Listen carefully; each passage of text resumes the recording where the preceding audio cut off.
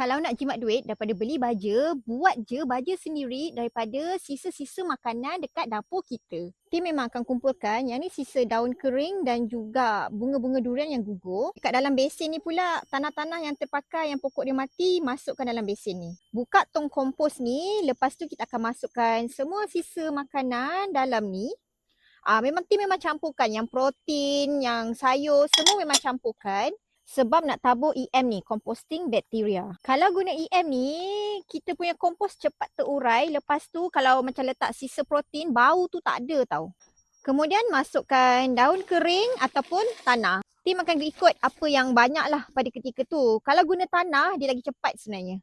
And kita akan repeat, lepas tu ulang-ulang sampai dah penuh. Biarkan dalam 1 bulan, 1 bulan setengah dah boleh tuai baja kompos macam tu.